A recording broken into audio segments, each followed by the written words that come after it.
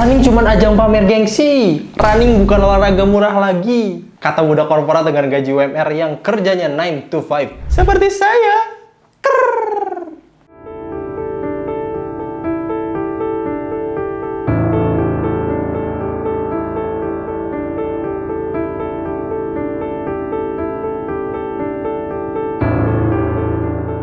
Halo, balik lagi sama gue Oki di konten Detective Shoe. Kali ini gue bakal bahas aktivitas akhir pekan yang kayaknya 2 tahun kebelakang ini lagi rame banget. Apalagi kalau bukan running.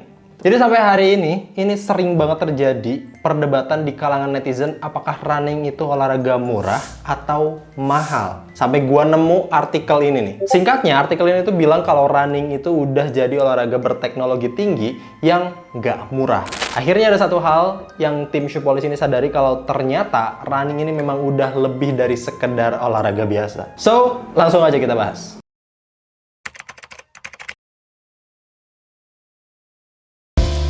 Running, affordable. Now I know some of these are optional.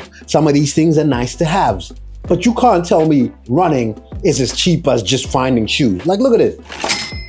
260 pounds for your running shoes. Why is running so expensive? It should be the cheapest physical hobby that you can do, but that is not the case. Lari itu olahraga yang paling simple dan affordable. Bisa dilakuin sendiri, gak perlu tempat yang luas, dan cenderung bisa dilakukan kapan aja. Dan kalian pun masih tetap bisa lari pakai kaos oblong biasa dan sepatu daily beater kalian. Intinya, olahraga akan tetap jadi olahraga yang murah. Harusnya. Sampai kalian rebahan scrolling sosmed dan lihat banyak runners dengan berbagai pencapaian di Instastory yang posting screenshot Strava mereka, latihan rutin setiap hari, unboxing sepatu baru, ngumpul komunitas, traveling antar kota, buat ikutan event. Dan akhirnya, kalian ikutan FOMO. FOMO itu F-nya fuck. Atau lebih parah, semangat kalian buat olahraga, buat kebaikan diri kalian sendiri akhirnya hilang. Karena kalian ngebandingin diri kalian sama orang lain. Mikir. Tatap mata Ojan. Karena sampai hari ini ya, banyak netizen, mungkin kalian salah satunya, yang sering koar-koar, running olahraga gengsi. Running jadi olahraga mahal. Tapi kalian lari nggak? Ada nggak niatan kalian buat hidup lebih aktif lagi? Karena orang yang setiap hari olahraga gak bakalan sibuk melakukan hal useless dengan komen kayak gitu. Minimal olahraga. Running jadi olahraga mahal pun emang bener loh. Riset dari Running Shoe Guru yang wawancara 1000 pelari di Amerika yang bilang kalau rata-rata dari mereka ini habisin hampir $1.000 per tahun. Atau hampir 16 jutaan lah.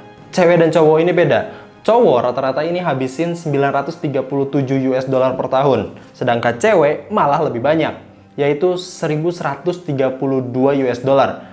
Taulah kenapa? Itu semua karena mereka keluarin buat beli gear lari. Kayak sepatu, aparel, aksesoris, sampai duit buat race atau langganan software tertentu. Fenomena serupa harusnya nggak beda jauh sama di Indonesia. Dan harus diakui kalau lu pengen serius di olahraga lari, ya harus pakai aparel yang proper buat mendukung performa lari kalian. Kenyamanan dan keamanan itu mau nggak mau harus jadi yang utama di olahraga ini. Makanya nggak salah saat orang-orang pengen gear terbaik buat diri mereka sendiri. Mungkin belakangan ini jadi agak di-cancel sama banyak netizen itu karena beberapa hal ya. Correct me if I'm wrong, tapi konten flexing, konten gengsi, atau kadang event lari yang ngeganggu aktivitas orang lain bisa jadi salah satu alasan olahraga ini sering disaltiin. Jadi ngomongin olahraga running ini kayak gimana, ya mantap deal. Jadi sebenarnya ngomongin running olahraga kayak gimana itu ya balik ke perspektif masing-masing. Bakal tetap murah kalau kalian nggak banyak mikir, bakal jadi mahal kalau kalian mulai serius. Tapi lebih dari itu semua, ternyata ada yang lebih wadidaw dari olahraga ini.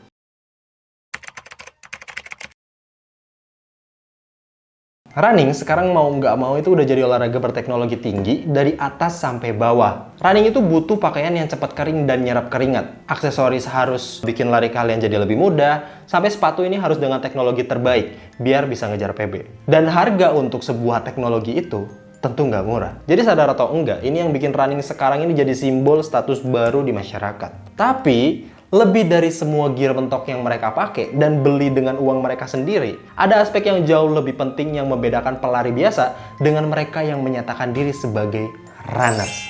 Namanya waktu. Karena sejauh yang kita sadari, para runners ini bisa dibilang mereka yang punya kontrol atas waktu. Beda sama kita orang-orang yang kerja 9 to 5, pulang ke rumah cuman buat istirahat, dan bangun lagi dengan energi yang belum pulih sepenuhnya buat dikerjain lagi sama bos besoknya. Dan di weekend, kita ini bakal fokus cuman buat istirahat, me time, dan malas-malesan. Sedangkan para runners ini, dari yang mereka pakai aja udah bisa menyimpulkan siapa mereka. Ini yang menurut gue jadi salah satu alasan kenapa running dan beberapa olahraga lain itu jadi salah satu simbol status buat mereka yang udah punya kontrol atas waktu. Karena mereka udah nggak perlu kerja keras lagi dan udah bebas nikmatin waktu mereka karena udah lepas dari kehidupan pasif yang sangat menyibukkan. Cari apa sih bro di dunia? Akhirnya gue sampai pada kesimpulan kalau sekarang kesehatan dan kebugaran itu udah jadi sesuatu yang mahal di tengah hiruk pikuk kita sebagai manusia lewat aktivitasnya sehari-hari. Apa yang bisa dilakukan orang-orang zaman dulu dengan murah dan low effort sekarang jadi sesuatu yang susah didapat karena kontrol kita atas waktu udah berkurang. Fenomena ini bisa dibilang jadi sebuah high touch. Terms yang gue dapat dari John Naisbitt yang kurang lebih apa yang dulu umum di masyarakat udah jadi sesuatu yang eksklusif dan cukup sulit diakses oleh kebanyakan orang di zaman sekarang. Kemampuan runners buat lari di pagi hari dengan waktu yang lama, berkumpul dan bersosialisasi dengan komunitasnya, ikut event race keluar kota di akhir pekan, ditambah efek kesehatan yang mereka dapetin secara nggak langsung adalah sesuatu yang mahal dari olahraga ini. Mau nggak mau itu yang ngebedain kita nih, masyarakat biasa dengan para runners gitu. Nah, masalah lari itu olahraga murah dan mahal. Harusnya kita udah sepakat kalau itu semua tergantung perspektif masing-masing. Tapi tetap yang jadi masalah dan harus kita ingetin ada dua hal. Pertama, kalau kalian gak olahraga sama sekali, cuman jadi deadwood di kamar dan sibuk ngomenin hidup orang lain, mending gak usah yapping banyak-banyak ke mereka yang punya kesadaran buat hidup sehat. Dan buat runners FOMO, gak ada yang salah kalau kalian FOMO biar hidup kalian lebih aktif dan lebih sehat. Yang salah adalah kalau kalian FOMO cuman buat kejar gengsinya doang. Pay letter cuman buat aksesoris runningnya, atau sampai lakuin hal-hal bodoh biar kelihatan culture running banget. Kabar baiknya kita semua punya kesadaran buat hidup sehat dan jadi lebih baik setiap harinya. Dari konten ini, Shoebolis pengen ngingetin kalian kalau kesehatan itu sekarang jadi barang yang mahal.